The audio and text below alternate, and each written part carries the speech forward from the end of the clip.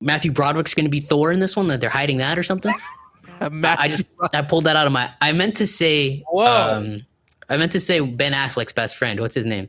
Matt Damon. Matt Damon. Pizza time. Pizza time. Pizza time. You like? Pizza time. Pizza time. Alex. Ed. I'm sorry. About? We still do not have any Love and Thunder. No love, no thunder this whole week, bro. I'm sorry. Let me tell you. We need to start there. We're starting. We're just kicking right in. We're just okay. All right, fine. Story. Listen, this is Marvel. We are now 110 days from this recording. 110 days. It is Saturday, March 19th. We have no trailer. We have no posters. We have no images. We have nothing. We have nothing. And I'm to the point where I'm just like, where the hell is this trailer? Also, I don't think I'm the only one wondering where the trailer is. Well, maybe I am, but the boys, the boys' Amazon Prime Twitter account replied to the boys' Amazon Twitter account replied to Taika Waititi because he, the boys' trailer dropped this week and looks great, looks gruesome. You don't really see a lot in it, but they replied.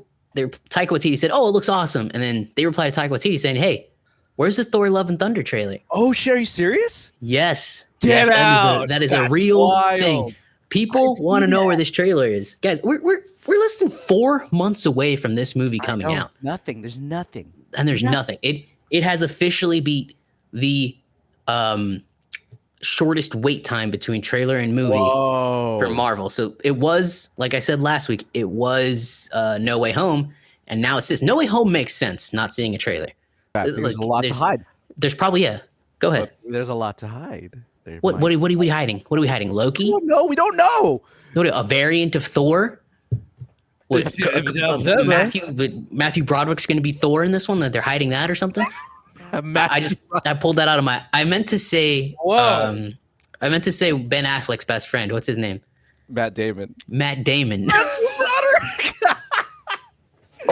Bro, that was such. I didn't hate it. It was just such. I've never heard. That was a good pull, though. I like it. Thank you. Matt Brod.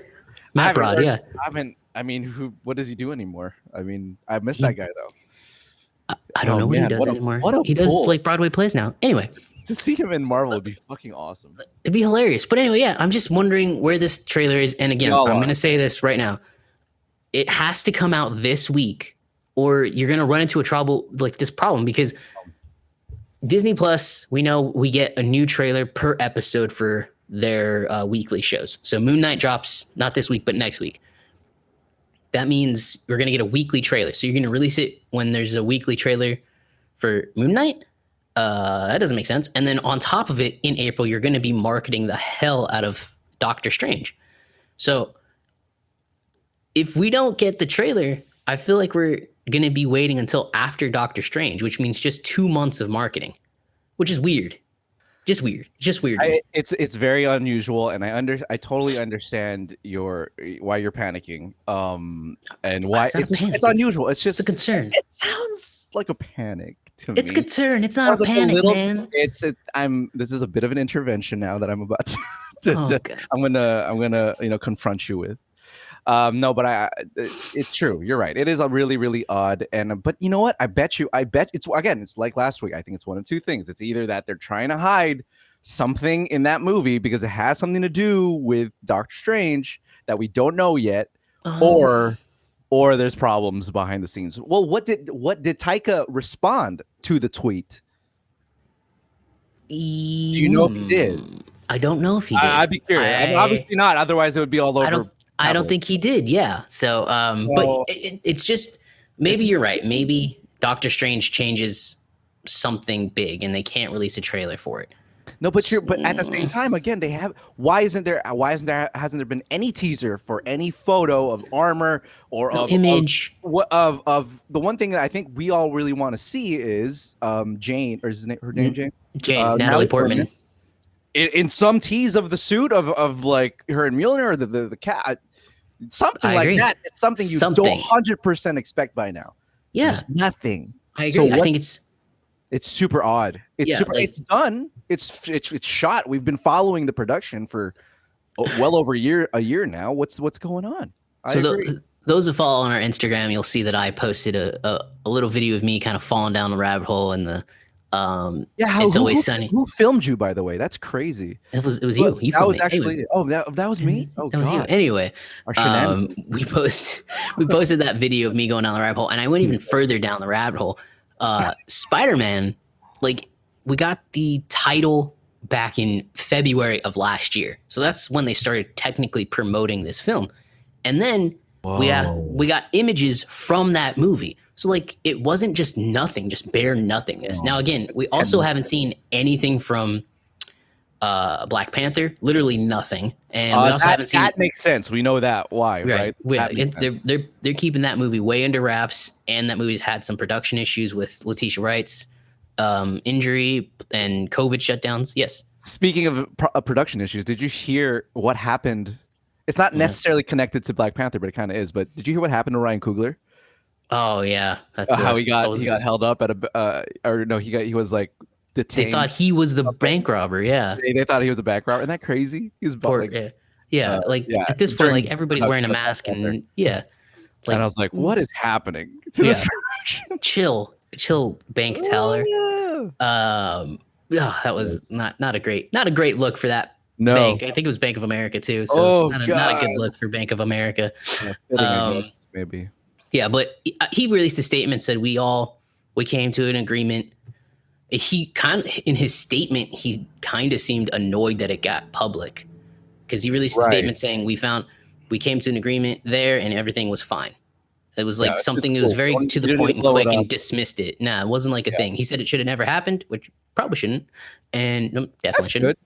Yeah, and he was just wanted to push aside. I don't think he wanted to linger on it. So. Yeah, there was no in the article that I read, there was no like particular lashing. No, nothing like that. Yeah, from him. So I was like, I'm sure it was a mistake.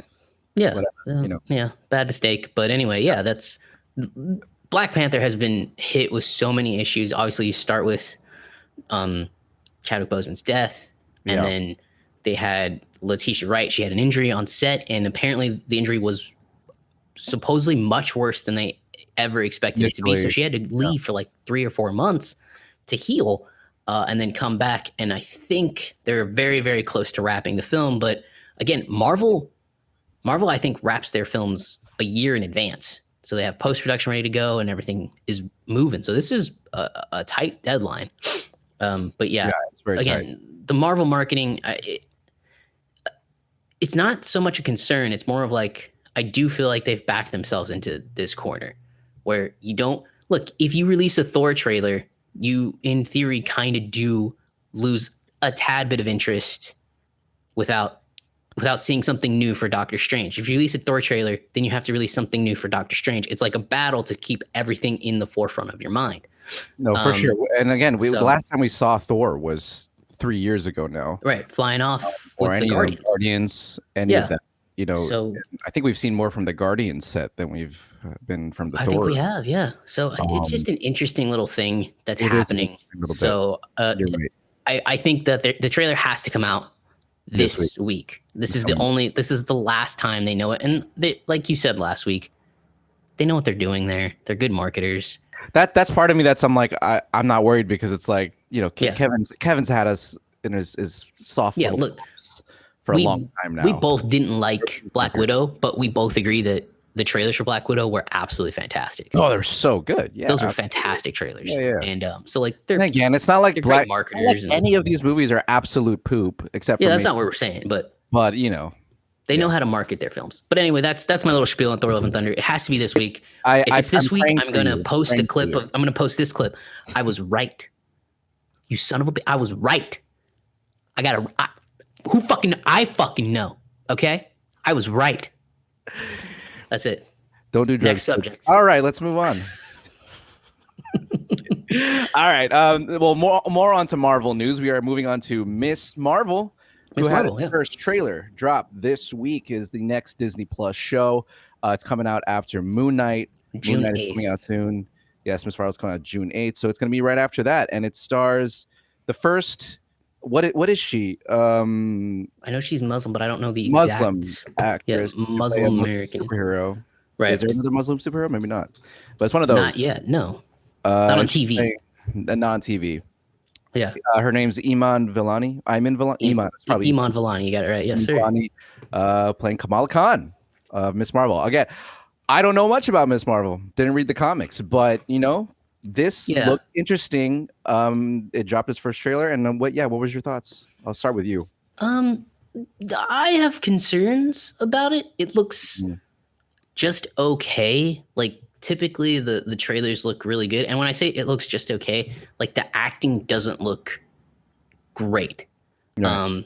But maybe it's supposed to look like that. Maybe it's like the trailer kind of hinted that it's going to be more of a teenage drama, the way the first 45 seconds of the trailer go.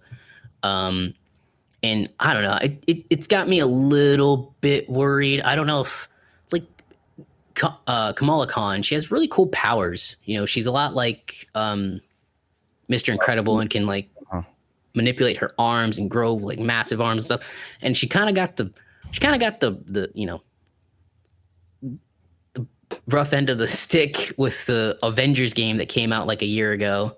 Oh, yeah. I never played that game. That game was so bad. I never played either, but the game was universally just panned for kind of how not great it was. Oh. And she was like the star of that game. And now here's this show where it kind of looks like it could be okay, but I don't know. I just haven't seen enough. And, there's some, you don't want Marvel leaning, too much into the teenage thing, but maybe they are. And maybe the show isn't meant for you and I. Maybe it's meant for teenagers.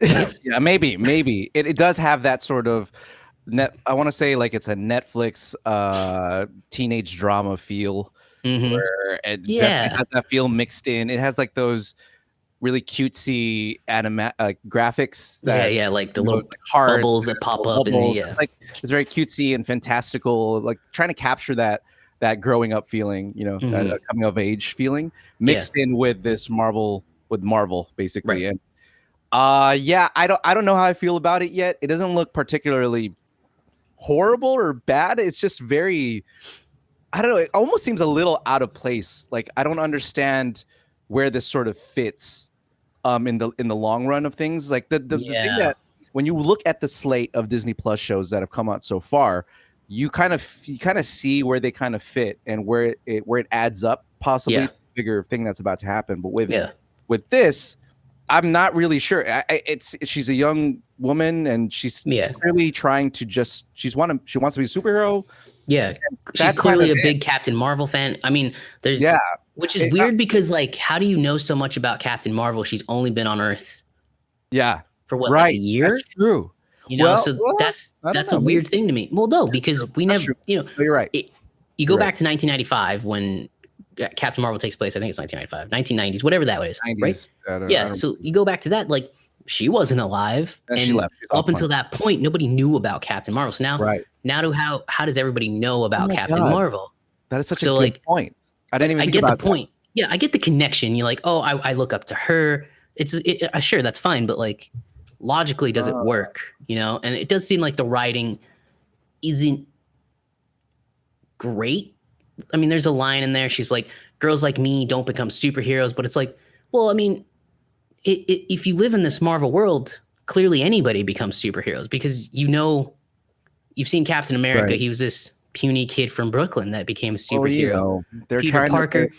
Yeah, I know you're trying to pander to everybody and get everybody involved. But it's like, you don't have to do that. You can still, to me, that's lazy writing. Well, that's their little poke in the, But again, it's lazy writing. There, it's like they're saying, Muslims aren't superheroes, and representation is important, absolutely. But here we go. Like you don't have to shoehorn it in. You can just show it. Just show it, and it's gonna work. But Marvel has that. There's a Marvel audience that wants that. Yeah, it wants that. So I get why for everyone else who.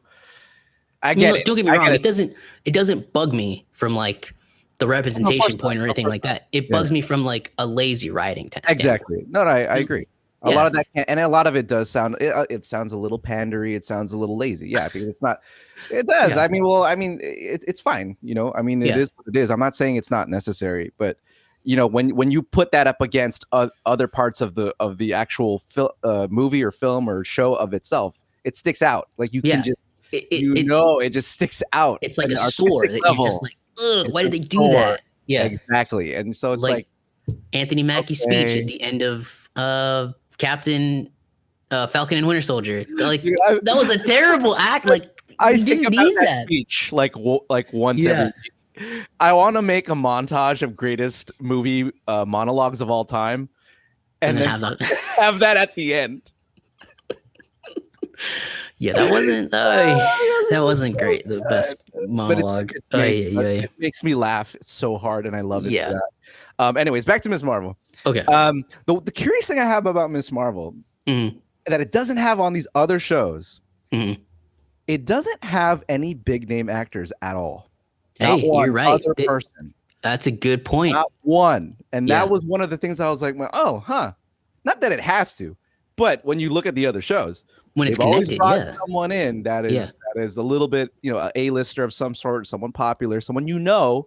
Yeah, I mean, count it down like Jeremy Renner, Haley Steinfeld, Tom Hiddleston, Elizabeth Olsen, Paul Bettany. Yeah, Sebastian Stan, Anthony Mackie, Oscar Isaac, and Oscar Isaac, and freaking Ethan Hawke. I mean, big names here. She-Hulk will have Bruce Banner in it. Mark Ruffalo is in that show, and the main woman who she has a huge following. Everyone knows her from Tatiana Maslany or something like that. I forget. Yeah, but you know, big names. But this one has almost zero. I looked at the cast list right now. There's just pretty interesting. No one I know. No one I know. So. Yeah, very interesting, this show, and I think, you know, where this is going to fit will be will be interesting, but we don't know enough. We don't know enough. I want to see more from it. I want to see more trailers, more action. They clearly spent a lot of money on her powers. I think there's some people that are mad about her powers being reinvented because they're cosmic now. But like, you know, comic book fans will be comic book fans. I don't know. I'm sure it's fine. I'm sure they'll have it. I'm sure there will be glints of it. Yeah, but they did have to. I guess they did have to kind of, you know, change him a little bit because you know she is. We do know how the show ends. I'm assuming she's gonna get picked up by by either Monica Rambeau or Captain Marvel Brie Larson. What's her name? Carol Danvers. And go to space and fight with the Marvels next year. So we know where it's happening. You know, we know where it leads to. So I just hope that the story is good, and I really, because right now they're kind of framing it to be, I'm just a normal girl who wants to be a superhero because maybe my life is a little boring. You know, like and I'm a fan that becomes a and I just hope it's deeper than that, because I don't know if I love that storyline. Like that's not a great reason to be a hero in a sense. Right. So that worries me. It's kind of like what Peter went through in Homecoming, where it's like, I just want to be an Avenger. And I get it from that standpoint now. It kind of works better because it's like, okay, he's a new hero, and okay, that's shallow, but he learned blah, blah, blah, blah, blah. Right. But, you know, we all know that that's not a great reason to be a hero, and I just hope it's something more than that. Again, lazy writing, you know, anyone can be a superhero. That's the point of this MCU world. So, like, you got to give us something more than that. Like, what's your reasoning to take on and be the superhero and be better? Like you said in Captain America Civil War, he has that line, Peter Parker does, in his room that's like more deep than the entire first two movies, where he says, well, you know, I have these powers and I don't do anything. What kind of person am I? Yeah. Or it's like if I have these powers, and when the bad things happen and you know, I don't do anything about them, that's on me. Yeah. Right? That's like, such a profound, such a mature thought. For like a 15-year-old or something. Yeah, and it's such a beautiful way to reiterate again, like we've heard over and over about Spider-Man, like his whole MO, right?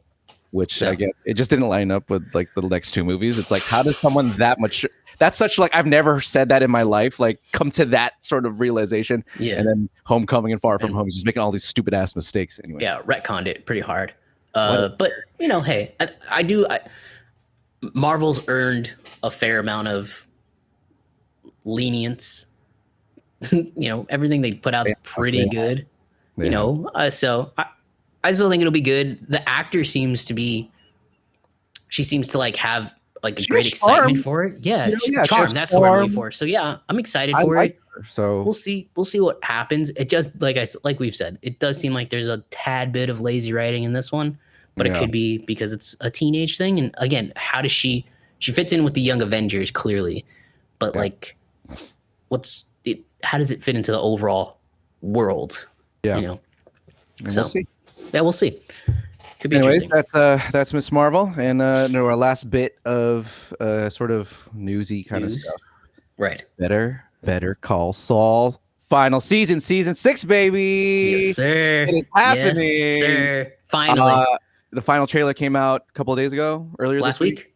Last week? Oh, I missed out. It was like last Friday. Obviously before we locked the show in. So. And for those who don't know what Better Call Saul is, because unfortunately it's quite the underrated show, which I believe, I think me and Alex would say is like probably the best show that's come out on TV in a while. The best goddamn show on television. It's so good. Period. And it's an offshoot. It's an offshoot of Breaking Bad. That's obviously one of the best shows ever made. Right. The star of Saul is what's his name? I'm forgetting Bob his name. Odenkirk. Bob Odenkirk, Mr. Bob Odenkirk from Nobody. Him, and he plays Saul Goodman again. It's his story. It's been 6 seasons now, and now is the final season. It's going to wrap up his story, and we're going to see how it bleeds in to Breaking Bad. This whole thing has been a prequel to Breaking Bad, basically, for his character. Right. And yeah, I'm telling you, man, like I love the show. I binged it completely, all 5 seasons at the beginning of COVID.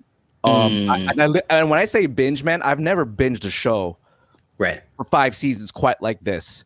Right. Like a heavy drama like this. Me and Keisha, my fiance, stayed up like 3 straight nights getting it all in. Like, and it was just, no, I'm not kidding. It's just because the show is so good, dude. It's I could not stop watching this fucking show, and it pains me because it's so underrated still.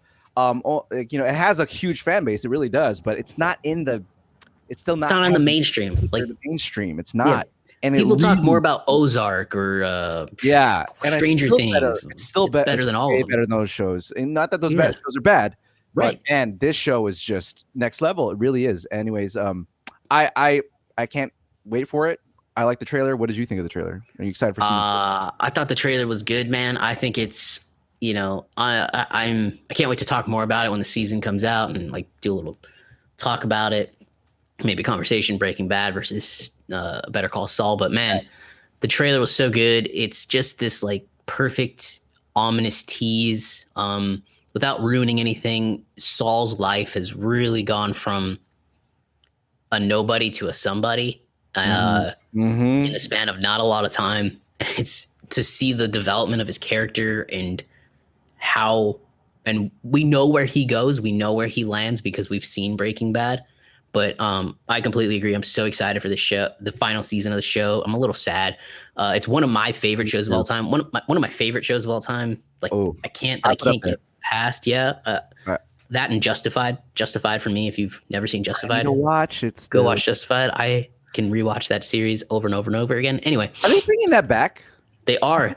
Timothy Oliphant. He's coming back. It's going to do a sequel series kind of. Quentin Tarantino is in talks to direct a few episodes. Get out! No. Yes. Bro. I am very excited for that. It is on. Yeah, they're. I think they might already be in production, or they will be in production very, very soon. I gotta catch up. I gotta. Yeah. So like, it's on Hulu. Give it a watch. It's great. Anyway, back to Better Call Saul. Yeah. It's a fantastic series. Similar to Ed. So we were looking for something to watch. I think it was in 2021 actually. And we're like, let's give it a shot. So we started, and then we just couldn't stop. And the first 4 seasons are on Netflix. We were so enthralled by it. The 5th season's not on Netflix yet. We went and bought the 5th season on Vudu so we could finish the series. It's so good. And the thing about it that I like better Breaking Bad is Jimmy McGill is his real name. He's easier to root for. than Walter White and Jesse. Like, you kind of want Jesse to do good, but then you see Jesse kind of screwing up, and you're kind of like, man, that guy doesn't deserve it. He's easier to root for, and he has a good heart, and he wants to do the right thing, and he just can't. And it's so enthralling to watch, and it's so well written. Plus, there's so many other. It's not just about Saul Goodman. There's so many other characters that are getting their origin stories through this. Exactly. Mike, Nacho, the Salamancas. It's just so well done. It's well shot. It's I could rewatch that show. It's beautifully shot show. It is. Everything about it is just top notch, and I can't say enough about it. So I'm so excited. I guess the trailer was ominous and dark, and it doesn't look so good for the characters. No, it doesn't. I'm not gonna lie. I don't think this ends on like higher note. We're gonna see some stuff. We're gonna see some shit happen because once you see where Jimmy or Saul gets in Breaking Bad, there's no turning back from that. Right. So, go ahead. Go ahead. You just want to know what happens to Kim. That's like one of my biggest things. Exactly what I was about to say. Because the theory is, and Kim is basically like Saul's best friend and lover also now. And she's fantastic. That character is so good. Kim is so amazing. And she's changed a lot. He's changed. Oh, what she had to give up. Yes, to be with this dude. She loves him, so I'm very interested. She made such a turn, and I loved it. I loved her arc.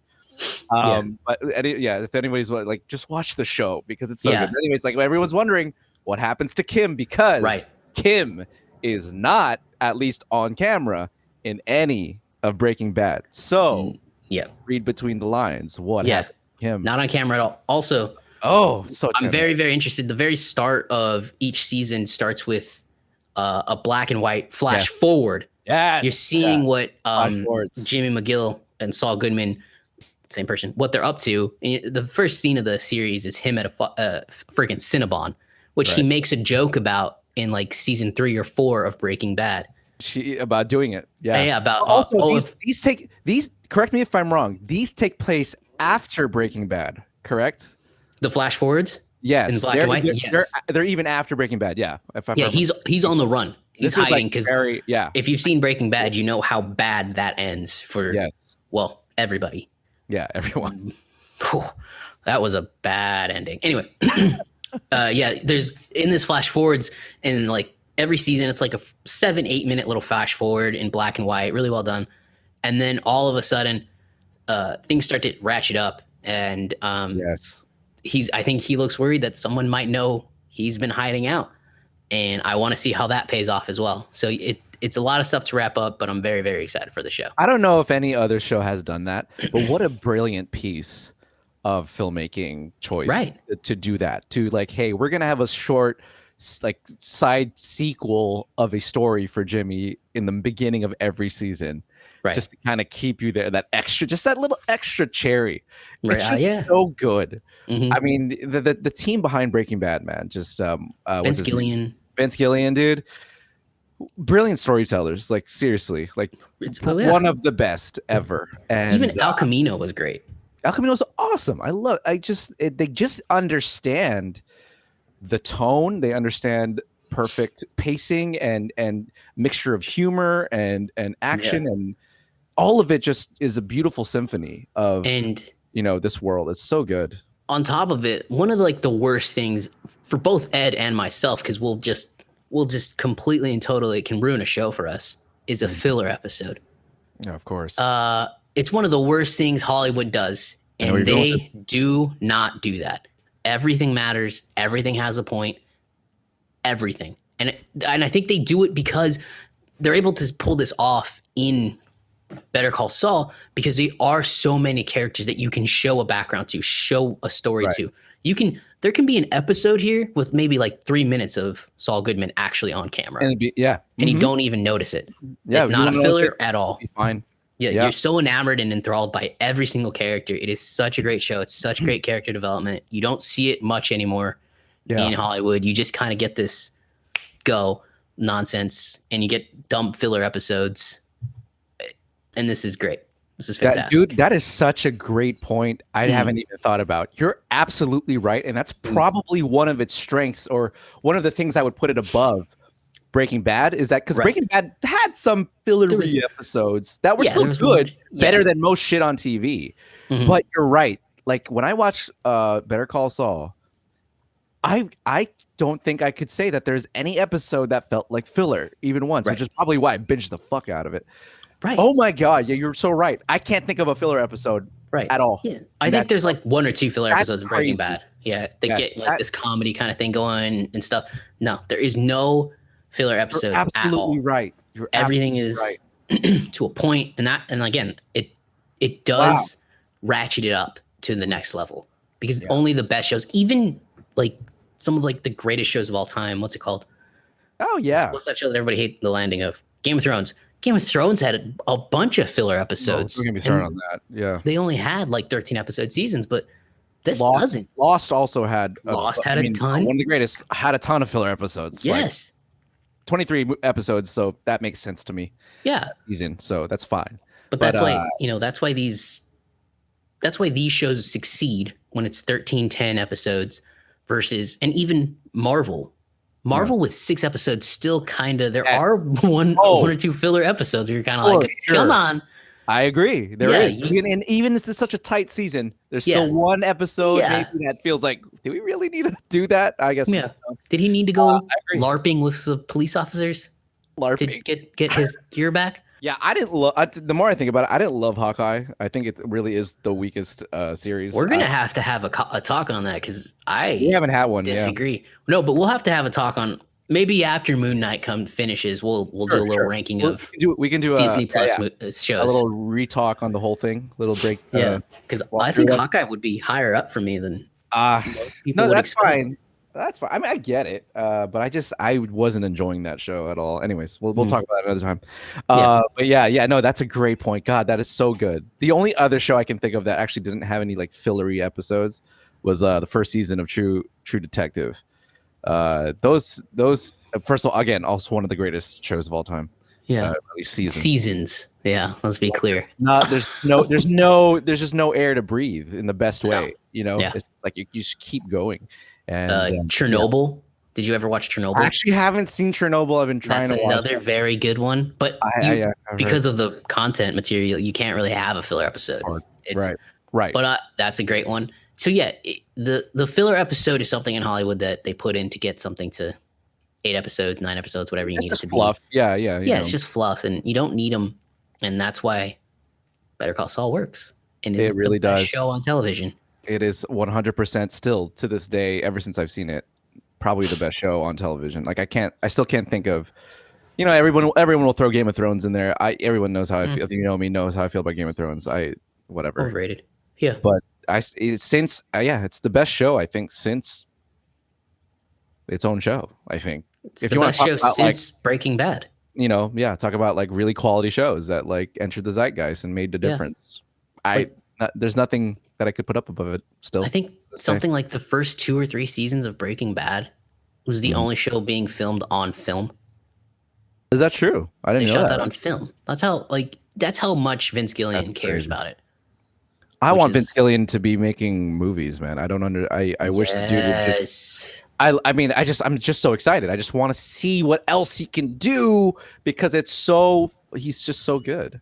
And I'd hate to think that maybe it's because he's a one-trick pony. Maybe it's like he just is good at this particular genre. Yeah, but I don't know. I think he could do other things. I'd like to see him try. To see him try. One film. Well, he did El Camino, but I guess that is a film. But it's definitely Breaking Bad. That's obviously in this world, isn't it? Yeah. Yeah, exactly. I just want him to try something else, just because I'm curious. But he clearly excels in this world, and I don't blame him for keeping coming back, because like. He's just it works. They gave him a bunch of money, But So season 6, people, if you haven't seen Better Call Saul and you want a great drama of highest quality, please go watch it right now. If you're like dying to watch a show, you need to binge something, get on Better Call Saul. You will not be disappointed. You won't be regretted. So good. And catch up for season 6. I'm excited. Alex is excited. And everybody has Netflix, right? Go watch it. Go watch the first season, second season. It just gets better. Just try. It does every time. It just gets better. Better every single time. Like that's not saying it starts at a low point. It starts good, and then it just gets better. Yep. Better Call Saul. Get on it, everybody. Okay. Do it. Moving on to the last bit here. It's a bit that we haven't done in a long time since episode 1. Since episode 1, yes. One of our popular bits that people actually like respond to and like. And we just haven't done it. So too much movie days. Exactly. It's a bit of a slower week on actual movies. So we are going to do why am I forgetting the title of it? What the Reboot? What the Reboot? What the Reboot? We're gonna pick a franchise right now that we think will be rebooted, should be rebooted, and then give our thoughts about how it should what be. We would do it. Yeah. And in this week, it is Die Hard. Welcome to the party, pal. But I got a machine gun. Ho ho ho. Oh yeah, ho ho ho. Die Hard. Yeah. Not Die a Hard, Christmas movie. I would also think it is not a Christmas movie, 100%. A whole nother discussion, but we'll say it's a Christmas movie. I just don't understand you. Neither do I. What is wrong with you people? Oh, it's a Christmas movie. No, it's not. It's not a Christmas movie. If you fucking see a Christmas tree on the side of the road in the middle of July, do you say, "Oh, it's Christmas"? No, right? Exactly. So, no. Anyways. Anyway, it's the franchise that has started in 1988, starring Bruce Willis as the iconic John McClane. There has been 5 movies so far: Die Hard, Die Hard 2, Die Harder, Die Hard with a Vengeance, Live Free Die Hard, or Die Hard 4.0. Yeah. 4.0. And what's the last one? A Good Day to Die Hard. A Good Day to Die Hard. Which we'll just cut that off because let's just like cut off that little. Well, I think that's the straw that broke the camel's back. It really did. Wow. And speaking of breaking the camel's back, a 6th movie has been in talks ever since 2013, even probably before that, for a while, and it's hit development hell. There was an original idea that we were going to go back to John being young. Mm-hmm. I think originally it was supposed to be called Die Hard Year 1, which was going to mix modern modern John McClane with like adventures from before, and that was an idea that was throwing around. And then time travel. Interesting. No, not. Well, yeah, that we were going to go back and watch. Yeah. You know, the old, interesting. The younger. I do know about Die Hard Year 1. It was they actually ended up making a comic book series about it. Oh, really? Which is because I'm looking up like reboot ideas and whatnot. Yeah, I looked up and I found out. I was like, whoa, that's pretty interesting. But keep going. That's pretty interesting. So Die Hard Year 1, and ever since it's just never come to fruition. Right. I guess they just really can't find a script that they think will be a hit, considering that the last movie was just atrocious. Right. That was such a bad fucking movie. I don't even want to remember it. I don't think most people do remember it. Thank goodness. But yeah, so the 6th film has just been in development hell, and last I heard, it was possible that Disney was going to reboot it. I mean, obviously it was a Fox property, so they own it now. It belongs to Disney. Yeah.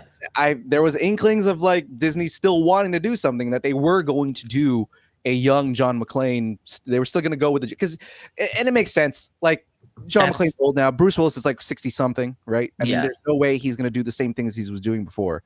Well, so hey, Indiana Jones 5 is coming out next year, and what's his name? He's going to be 80. I know. Harrison Ford's going to be 80. Crazy. Yeah, crazy. So anyway. There was that. Anyway, so that's where it is. Die Hard 6. What that is, it's probably not going to happen in my point. But that being said, I don't think the franchise is dead, though. I think they're just trying to think about what to fucking do, because John McClane is still such a great character. Right. So that leads us to these two schmucks. Yes. We're gonna do it for you, Hollywood. We're gonna do it for you. Let's see what we got cooking up in the cauldrons up here. So I'm gonna start with you, Alex. Okay. With your idea, what's your reboot pitch? So my reboot pitch is actually, I thought, we decided on Die Hard a few days ago. So I've been thinking really hard, and I think if you go straight reboot and do Nakatomi Plaza, it's just not gonna work. Because you're going to go, it's going to get directly compared. And it's just not going to work. And like they've tried to kind of redo it. Remember The Rock had that movie Skyscraper? Was that it? Oh my God, that's so. I was literally thinking of that movie too when I was watching the first one a few days ago again. Yeah, that is very similar. It's just like they've one location. They've kind of tried to redo it, and it's just not going to work because it's just going to get compared to Die Hard. So I agree with you.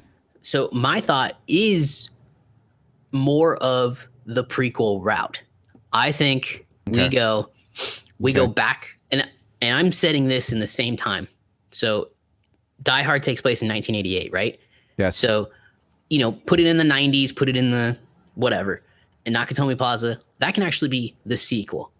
I'm reintroducing John McClane as a young, just beat cop. He's not a detective yet. He's not a big hero yet. And I'm putting him in New York during like the worst time in New York. Mm-hmm. The late 70s, early 80s, Times Square, New York City was a terrible place to be. You had the Son of Sam, which most people think that's a friggin' cult, I think. And then you had the New York Times killer, the Times Square killer, Richard Cottingham. He like beheaded people. It was a bad time to be in New York. There was a lot of stuff you need to clean up. So I'm putting him as like a rookie or a beat cop or something like that. So the year one thing is kind of, I think, similar. And then from there, I'm having him. Since he's not a detective, he's assigned to just this like bullshit detail that he has to go do. And, you kind of mentioned the Sons of Sam and how bad everything is in New York. But that's not the main part of the story. He stumbles upon, because that's what John McClane does. John McClane stumbles upon massive plots. Exactly. Yeah. Exactly. He stumbles upon just these massive things that he's not supposed to have anything to do with it. It's just pop, there it is. Oh, there's a terrorist. Shit. But essentially, that's what I do. I have him stumble upon a terrorist group that I think what I thought was he could arrest somebody, right? He's taking somebody in back to the station because they did something wrong or broke a law. Obviously, that's why you arrest somebody. And then as he's going back in his cop car, just this insane, just shooting starts happening and a whole bunch of crazy shit starts happening, which that does sound a lot like the very beginning of Live Free or Die Hard when he goes and gets Justin Long. But that's the point. You want it to pull from different movies. Right. So you pull there, you drop him in, he's taking this guy in. This guy's so nervous and he's like, what the hell is wrong with you? And then just action, nonstop action from there to the end. You find out that these guys, they need this guy. He's a terrorist. He's the leader of this terrorist group. They're going to pull off a bombing in Times Square. And you just go. That's it. And then you can have the Nakatomi Plaza and the iconic thing. He can meet his wife in this, is what what he could do. And then, in the sequel, he's going to go save his marriage. That's my prequel. That's my reboot idea. I think that would be a fantastic way to reintroduce John McClane to the world. And look, as much as it's sad to say, Bruce Willis, his star has really faded.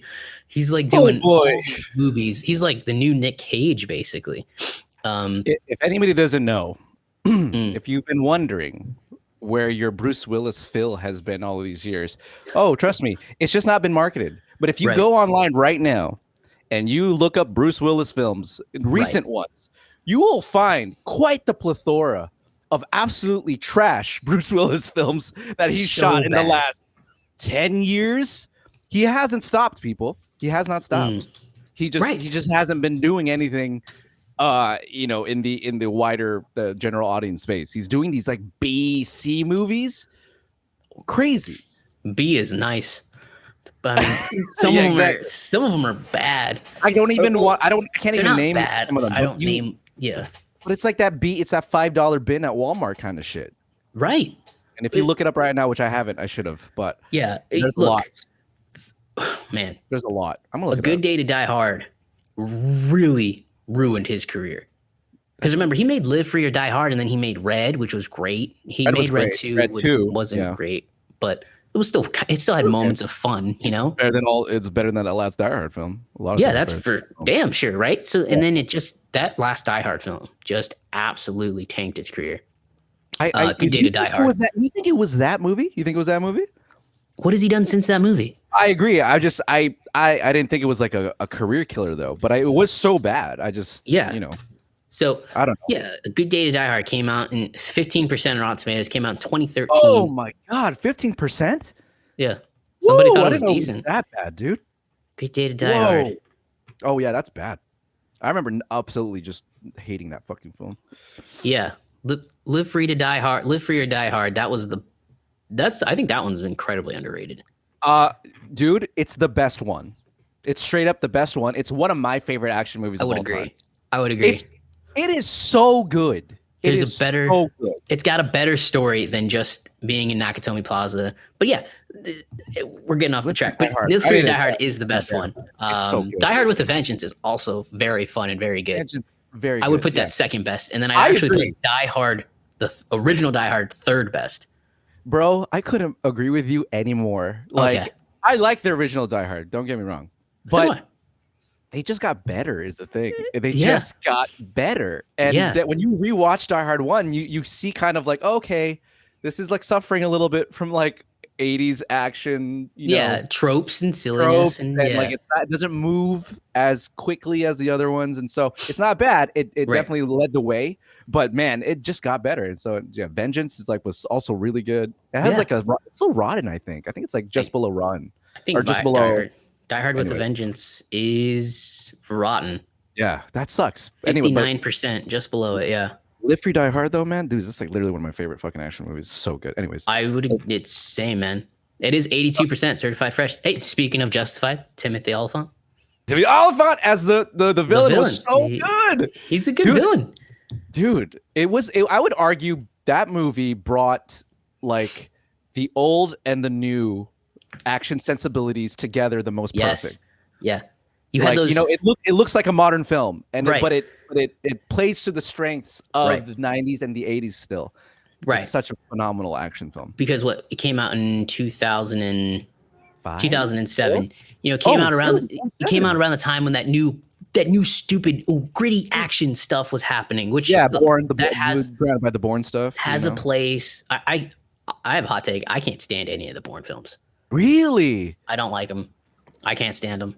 That's a franchise that needs to be completely rebooted. Wow. I think the first one's pretty good, but the rest, it gets better. No, it's all except for Jason Bourne. The last film was pretty superfluous. That didn't really matter. But I'm not gonna lie, I like the Jeremy Renner version just a little bit more than the second two. Ultimatum, bro. It's the same thing. Where's my mind? I don't know what I'm doing. Who am I? Was I built to do this? Blah blah blah blah blah. Treadstone. You're not wrong. It's it's basically it's like the same thing. That's a franchise we need to reboot. So good.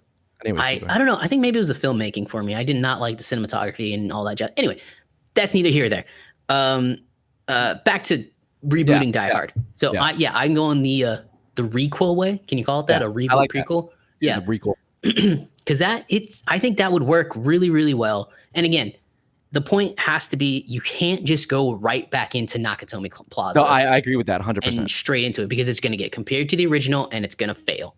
But if you do it this way and you call it, I don't know what you can call it, Before I Die Hard. I don't know. Before I Die Hard. That's what you can call it. I was doing the same thing. I was trying to think of the title of my show, of my movie, and I was like, dude, everything sounds stupid. That's what I was saying. I was saying to myself, trying to make Die Hard work. Still, it sounds so ridiculous. Yeah, that's funny though. Before I Die Hard, that's fucking hilarious. It almost sounds like James Bondy. Yeah. So we did the Terminator one, I did the route of naming it something completely different than Terminator, but kind of hinting that it might be Terminator. But for this, I have no idea what the hell you would name it, because you want people to go watch it, because look, Hollywood's in this moment right now where you're not going to go watch something original. You're just not, because that's basically an A24 film, and even though A24 films are great, they don't make a lot of money. So, and good for A24. We need A24 to make movies like that. I love A24. But you need this to make money because you want to get to the sequel where you're doing Nakatomi Plaza. Right. So yeah, that's my pitch for it. I wish I had a good title. I do not hate Before I Die Hard. That's actually not that. I don't hate that. That kind of works. It kind of does work actually because it has the name and yeah. Okay. I give you that. If you pitch that to me Before I Die Hard, I'm like, okay. All right. It's in line with the rest of them. It's just cheesy enough, but it also has like some really it's kind of sexy. Like I like it. Before I Die Hard. Like again, it's like very Bond. It's like what? Yeah, exactly. Before I Die Hard. Like and I'm setting it in the same timeline. 70s, 80s. 100%. Let's go back there. Let's not the new timeline. It's too much shit you got to worry about. Too technologically advanced for an old school character like John McClane. So that's where I'm setting it. I'm with you. I do think you do kind of in order to reboot this, you do have to have prequel elements. Like you need to have one. It has the nostalgia factor, which is huge now. So yes. I agree with that. Okay. So I couldn't agree more. And my pitch is similar in the sense that has prequel elements. I would call mine a sprequel. I want to do a sequel prequel. Kind of in the vein of Year One, but there's a different story. Let's get into it. I'm gonna get into it. Let's go. Okay. So my whole idea is that, I loved Live Free or Die Hard so much that the idea of watching John continue to deal with life as he gets older I just feel like there's so much meat there still. Because again, one of the best things about John is exactly what's special about him is that things just happen to him. He could give a fuck about anything, honestly. He doesn't really care about anything. He's so carefree. That's a good point. Yeah. Yet when he's doing his job, right, that's what he cares about the most, and he'll give his life, obviously, to do his job. Mm-hmm. And so, but like things just happen to the guy, and I can't help but want to see him go older and deal with like what it means to sort of like, I guess, end life. So here's my pitch. Okay. I kind of want to play on the fact that he's old now. He's older. So wait. He's like almost 60. What? You're bringing Bruce Willis back. I want to bring Bruce Willis back because, dude, he is the franchise. Like, let's be honest. You're right. Like, people love Die Hard because of Bruce Willis and John McClane, pretty much, because there's nothing else really besides him and the expectation of huge action that defined the franchise. You don't have any subsequent characters that really stuck. You don't have a huge. I mean, the villains are great. Hans Gruber is probably the most iconic in a sense, but they're not like Darth Vader iconic. Like, there's not someone you're not remembering any of them to see. Right. And the Elephant also was fantastic, but you don't need to see him again. So it's like you need to have. I think you still need to have Bruce. And in this time right now, where like we need a Willis-sance, we need the Bruce-sance back because he's not dead. He just needs to have something back. I think there's a story there that you can have where he just rises back up. You need to have the whole director thing and blah blah blah. But I still think you need to see Bruce, and I want him to be. I want to put John McClane up with something he's never faced before, and that's actual death. I want to make him. I want to make him sick.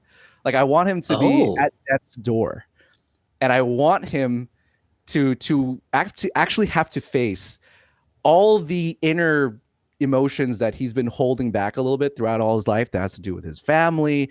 That's really great, and just his past faults in his jobs, and have to deal with that and be a sort of last hurrah for himself. So we start the movie knowing that he's going to die, like he's sick. He's gonna. He's done. Okay. And we follow him having to deal with that. And, a guy like him, he'll just brush it off, right? He's like, I'm not afraid of death, blah, blah, blah, blah, blah. And he's continuing maybe to still work and still having to deal with it. And you slowly start to sort of peel back the layers of like, he's understanding that he's not going to be there anymore. And that he has to, and you get a little bit more of the human side of him. He never breaks. But you start to really see all that, like kind of like Logan-y kind of thing. Yeah. Like exactly like Logan. Right. But it's not all of the movie. in this time where he has to rethink about all this stuff, we do go back to that time. I remember in the first Die Hard, he mentions how there was like a span of like 6 months where New York was an absolute shithole. And I think yours is like in that, maybe in that space too. Yeah. So we can go back to that time, like right before the 6 months, like during his divorce, or his imminent divorce. And we learn what happens in those 6 months that really makes him who he had to be in Nakatomi Plaza. And so that's the prequel stuff, and we had to cast the right John McClane for that one. Also, who you thinking? Oh God, dude, I don't know. I was thinking about this so fucking hard. Like, what modern action hero is there? And you know what I came to? If you say Tom Holland, I'm gonna jump through this. No. I was gonna say no. I was about to jump through this goddamn screen. I'm gonna kill myself right now. You. No, dude. We don't have any. We don't. No, we don't. Our greatest action stars right now are still from the 90s. Keanu Reeves, Tom Cruise. The only modern one I would say is Dwayne Johnson. Right. I mean, you could throw in look to who else? Who would you throw to? Because you could throw in a couple of the Marvel guys like Chris Hemsworth and maybe Chris Evans. Okay. I would throw in those two, but modern action stars, there's nothing. I think it's dead though. That's the thing, right? Yeah. You don't have that anymore. Only Tom Cruise really and Keanu Reeves are the only ones holding on to that sort of relic idea of here's a person who you just want to see kick ass in any fucking thing we throw at your face. We don't have that with any modern younger people, particularly people young enough to play how old was he? Early 30s, John McClane. 30s, yeah. I had literally the same epiphany because I was looking for someone to play him as well, and I came across an actor that I think would do a great job. But I'm going Will Poulter. I'm going the guy. Poulter. I'm going Adam Warlock. I think he's going to be great as Adam Warlock. He's put on a lot of muscle, but he has hair. This has a little bit of a problem. So Will Poulter. He has hair. I also think like Noah Centaurio, because I do think he's a charming enough guy to All the Boys, and then he had that I like that guy. I like that actor. Know him enough to know. Yeah, I think he's a decent actor, but him, I think he could pull it off. But again, it's a toss up, right? You see Tom Holland in Uncharted. It didn't sell me. Even though you see him in a suit swinging around and that sells me, but so that's the thing. I struggled to find someone that could play him as well. Yeah, Will Poulter is not a terrible choice. Does he look like John McClane? Not really, but not at all. That's an enticing choice. I don't hate that choice. I take him in for a screen test if you really wanted to try it out. Yeah. So for mine to work, I would have to, unfortunately, because I thought about this too, I'd have to toss out Bruce Willis completely. No cameo, no nothing. Oh, sure. No, clearly yours is a prequel. And I don't think that's a bad idea. I think that should work. Right. Well, if anything were to happen, you can't just do another Die Hard movie. At the end of the day, you cannot just do Bruce Willis again doing his usual shit. So that I 100% agree with. In your future, when he's dying, yes. Is he figuring anything out? Is he just where is he? What is he doing in the future? Because obviously the prequel elements have action, but what does the future have? So I think there was two ways I was thinking of going about this. Okay. There was one where, this one's a little crazy, but I can't help but pull on the nostalgia bit if we really needed to. It could be that where he, instead of Nakatomi Plaza, it's like a hospital, and so he's he's dying, so he's constantly there. He's not bedridden, but he's just having to go to a hospital a lot, and then something falls into the right, and then so I don't again at the end of the day, it doesn't fucking matter what is the impetus for the action. It just needs to fall upon him. So something happens at the hospital, but the action takes place all at the hospital. Right. And in this time, he's having to kick ass one more time, and it's kind of fitting to and we could call it just Die Hard again. That's the thing, because he's dying. He's literally dying hard, and it's just last triumph, last hurrah. Die Hard. It's the Die Hard. You know, that's the new thing they're doing, right? Scream. The new Scream that came out was just Scream. I haven't seen it. Oh yeah, sure, yeah. The title. That's just the title. Actually, I want to ask you about that. I'm gonna watch it, but is there a reason why they just call it Scream? Like, do they actually like? Is there a reason they call it Scream and not Scream 6 or whatever the fuck? Scream 5 technically is what. Whatever. I think I'm not in the franchise, but no, they just want to sort of.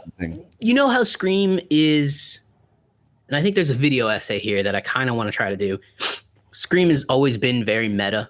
They reference films. They reference other films. There's a whole film series in Scream called Stab that literally references the movie Scream. It's been very, very meta. So there is kind of like a reason why this one is called Scream. But yeah, by the way, Scream, for those that haven't seen it, literally the most entertaining movie I've watched this year. All right. I need to watch more than The Batman, more than Uncharted. It has been the most entertaining movie I've watched. I thoroughly enjoyed almost every minute of it. I hear good things about that film. So, and the video essay part is how to do meta right. Right. You know, versus The Matrix. Because we've done meta wrong, very wrong. The Matrix. oh boy. Who knew that? We should do that. Well, that'll be a video. Yeah, I need to watch that, and then we'll talk about how meta's done right. Yeah, we'll write a script or something. And we'll figure it out. I like it. Yeah. Anyways, yeah. Back to Die Hard. You call it Die Hard because it's like him dying hard. I like that. Up. And we get the prequel stuff because I do want to see that too. Yeah, I think from there, this could be the start to want to see like a full prequel of. So you fill in the blanks. It's like the interim, but also the jumping point at the same time. It ties up everything we loved about the John McClane we were already seeing, and then also reintroduces him before all that, so that we get enticed with how he was before that, and then we can do a bunch of prequel shit with a new actor. Right. So your sequel from that launching point will be more a sprequel kind of thing. You know, will be like in between. Before Nakatomi, we'll see that, and then if there was a sequel after that, it would be before Die Hard 2 or in the middle of Die Hard 2 and Die Hard 3. Because again, the beauty about John McClane is it doesn't fucking matter when the story takes place. We don't care. There's not necessarily an overarching storyline that matters as to like if we go back even further before where we start my movie. Yeah, it doesn't matter. It's like we just want to see him and how he was back then. And you could even go start if the next prequel is way before, maybe it's like even 10 years before that, then start there and you have like another 3 movies to go for 10 years. Right. But I do want to see Bruce Willis again just because I was so enticed with Live Free Die Hard Bruce Willis, because that was such a great take on him being older a little bit. And so I want to just see the maximum of that. I want to see where he is at the end of his life, having to deal with life. Because one of the best things about watching John is just him dealing with life. It's like he's so sick of it all. He just doesn't give a fuck. And it's it never seems like he's happy. He never he's never like portraying this like happiness that he's complete, ever. I just had a thought. You know what I would akin his character to? It's like what's his name? Al Bundy, action hero Al Bundy. That's who I picture John McClane as. If Al Bundy had was still fit, he's just like a dad. He just doesn't doesn't care. He doesn't even want to talk to anybody. He rarely wants to fucking talk to anybody. He's just like this dad. I like it. And he's in action mode. He's in fucking he's rocking. So he's unbeatable. But I do so a couple things about the things that your idea that I really, really like. Yeah. Your pitch to have a sick, kind of dying John McClane in a hospital, and for whatever reason, it could honestly, like, let's be honest, it's always a fucking terrorist, right? That's it. So a terrorist is coming in because, the NYPD foiled a terrorist attack or something like that, and he's hurt, and then all his terrorist buddies come to get him, and it's John McClane taking them all out. Like, that would be in a hospital. Great. I dig that. Come on, that's great. I dig that. See, that's a great idea to just get some action in there. That's awesome. Yeah, I love that whole idea. And then I do Love the idea of, also because, and it works really well because people will go see this, whereas mine is a little bit more of a risk. Like, oh, do I want to give that a shot? It's a slight risk, but yours, I think, prequel is for sure. Like, you need to have an impetus of like, what else can we get from him afterwards? So I don't mind the prequel idea. I think we're mixing our ideas here. Like, basically, but remember they redid RoboCop, and it was basically the same, but they set it in modern day, and it was a big failure because it wasn't the same kind of thing. And again, like we've said, Bruce Willis is Die Hard. Die Hard is Bruce Willis. Like, taking him out is a very, very risky thing to do for a movie studio, but your idea really does work. And you can have, like, the very beginning of the film, he can be looking back, and then all of a sudden shit goes sour here, shit goes sour in the past, and now you have the younger John McClane that, because yours has both Bruce Willis and the new John McClane, right? Audience will be able to say, that's the young John McClane. I'll go see the sequel with that guy. Right. It works really well. Off the top of your head, who would you cast? You got to give me somebody. I gave you Will Poulter. I know, that's really good, but dude, I seriously thought about this so hard, and it's just because as of right now, I'd have to throw out people that are just young, and obviously white.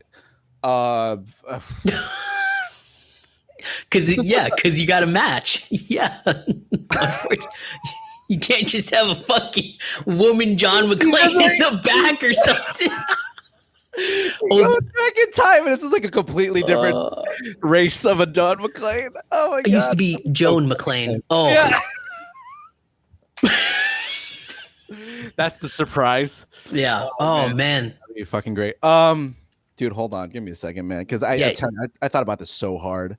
Man, that sounds like another video essay.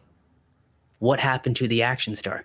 Yeah, seriously, it's gone. It's just not. They're not around anymore. No. Fuck, dude. I don't know, dude. Because he'd have to be young. He has to be in his 30s, if not early 20s or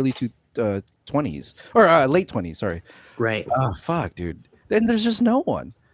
Yeah, I mean, oh god, like Tom Holland is our closest thing to maybe getting another action star, and that just fucking kills me. Yeah, I would agree. Oh my god, but I would agree.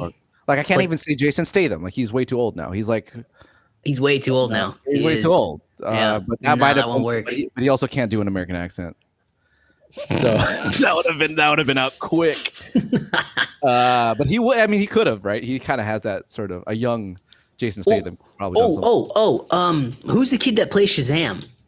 The young Shazam, Billy. I don't know. What's his name? Asher Angel? Sure. Is he? What does he look like now? I don't know. 19. He's young though. Yeah, he's like. Yeah, might be too young. That's a little too young. It's a little too young. Man. Yeah, that's a little too young. This guy work for mine though. Enough to get married, he has to be like almost there. Yeah. Damn, man. I really don't know who he is. I really was thinking hard about it. I'm like, me too. That'd be my production. Well, like I'd be like, dude, we don't know. Like, there's no one. I think at the moment. Liam Hemsworth. He's only 32. He looks way older. I've never cared for his acting. Neither have I. I mean, he's young enough. He's young enough. But I mean, he's not a shoe. Because you got to get someone, man. You got to get someone who has that tone about him, who can play that. Oh, dude, I'm at a deadlock. I really don't know. Charlie Cox? No, he's probably too old. Oh, he's old. He's old. Older. I'm not saying he's young.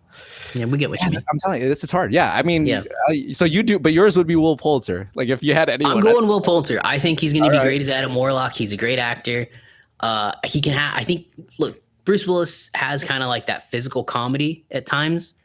Like he can. Yeah. Mm-hmm. So I think he could do that because if you've seen We're the Millers, Will Poulter's freaking hilarious in that. Hilarious. He's funny as shit. Or it would be him or the other guy that starred in Maze Runner. Oh, freaking! Oh, that's my boy, man. What's his name? I love him, Dylan O'Brien. Dylan O'Brien. First of all, he's phenomenal. He's a great actor. He would be perfect for yours as well. He might be. Maybe him. Actually, yeah, he might be. He's actually really funny. Like Dylan O'Brien. I've seen him in a bunch of interviews that we've done for over the years, Fandango. Yeah, he's funny. He's a funny 30 guy. years old. Yeah, he did that American Assassin movie. Yeah, Dylan O'Brien. He also did that fantastic movie nobody saw, Love and Monsters. I heard good things about that. If you haven't seen that movie, it came out like late 2020 when the world was still real shit and you were really stuck at home. And it was fantastic. Really? I loved that movie. That's a great movie. Dylan O'Brien does his whole world, like what he picks all the like his choices for movies are really great. He's a phenomenal actor. He can do action, he can do comedy. He has this actually great little ball of his own world of stardom really set to go. Yeah, and he just needs it not taken off. Yeah, he has it all. Yeah, thank you. That's a Dylan O'Brien. I might switch mine from Will Poulter.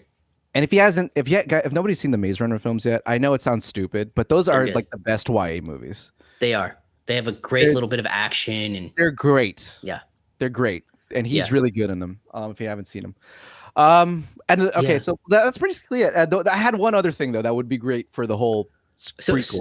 So did I. Go ahead. Is that he's dying, right? And obviously he probably wouldn't want to tell his friends, but obviously his family does. So you can have moments where you could get Samuel L. Jackson back in to say, "Hey, buddy, what's up?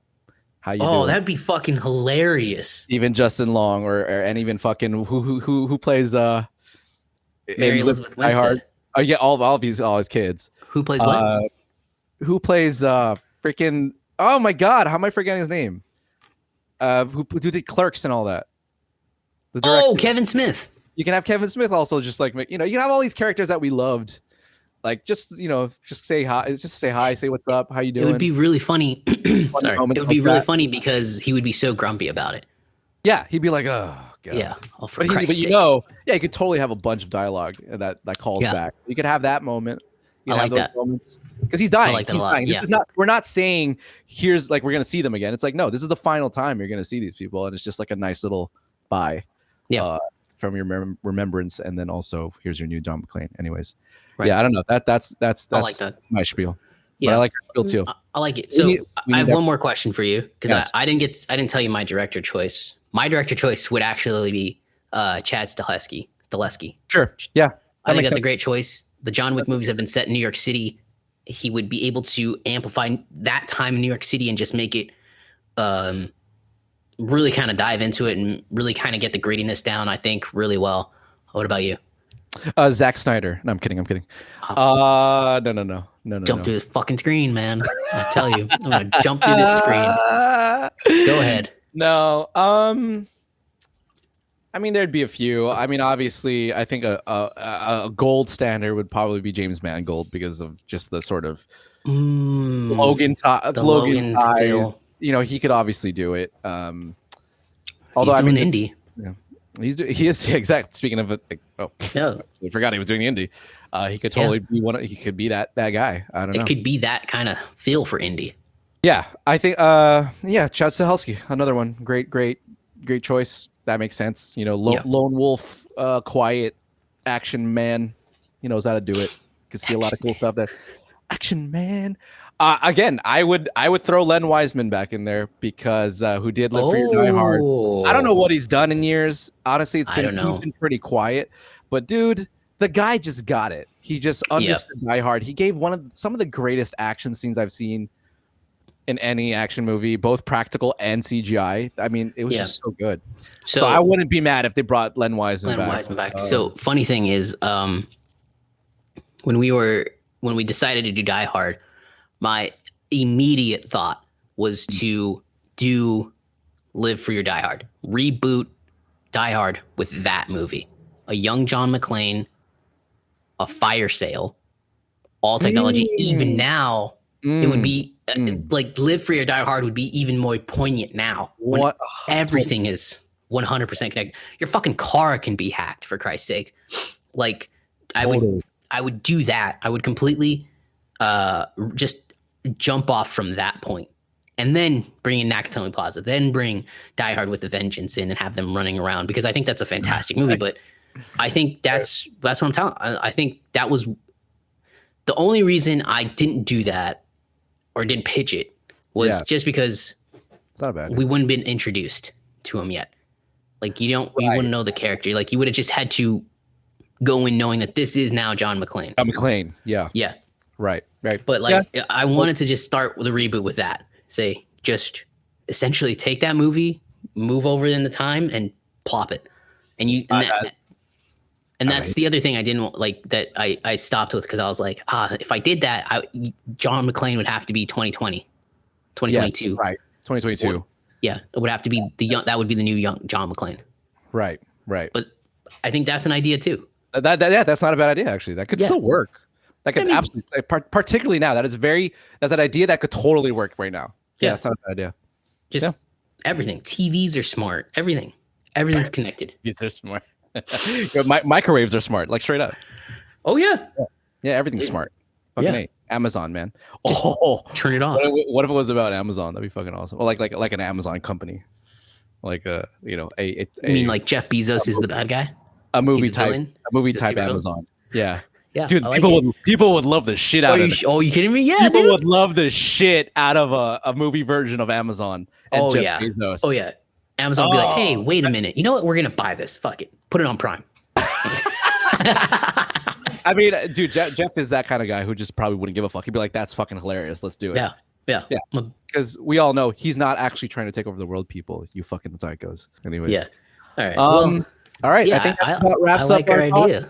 Yeah, I like our ideas. I think I think whatever happens, we need to have prequel elements. Yeah. So wherever Die Hard 6 is, just make sure it has prequel elements. We can't stick with this for anymore. Yes. But I do get hyped about the fact that it could just be, if they just get it right, that it could be the rise again of a Bruce Assance or a Willis Assance, whatever. Kind of like a Keanu Assance, yeah. He definitely needs it, man. Like. He's clearly not tired of doing it, but he just needs to fucking get on. Yeah, I want it to be as well. He was also in a commercial recently for like batteries. And Die Hard batteries. Is that what it is? Yeah, he like replayed John McClane again. So it's like he's clearly down if the money's there. Right. Again, for the ideas, both ideas work for two different reasons. You either have to completely reboot it and let them go. Yes. Or you have to do what you want to do, which is the sequel prequel idea, where you introduce the young John McClane, but you also see a very old John McClane. I agree. Because he is Die Hard. Die Hard is him. It's not. It's kind of like Indiana Jones. You can't redo Indiana Jones without Harrison Ford, and if you do, you need to do something crazy different. Right. So yeah. Right. I agree. Yeah. Anyways, guys, that is our episode for today. Hope you enjoyed it, and then we will see you. We'll see you next week. Is there anything coming up next week? To say, I mean, again, Thor trailer. We are going to talk for an hour for the Thor trailer. I'm telling you right now, it's coming. We're going to get a poster. We're going to get a poster on Monday, and we're going to get a trailer on Tuesday. I'm calling it. I'm rooting for you, man. I'm really rooting for you. I need this trailer. I don't need this trailer. I'm very happy right now, but like the cracks are showing. I'm gonna come on next week and I'm gonna have just bloodshot eyes and redness all around, be smoking like Charlie Day and smoking cigarettes. Bro Thor. Like, you look like Bro Thor from Endgame. Yes, exactly. Oh my god. All right, everybody. Have a good one and weekend. We love you all. Goodbye. Bye.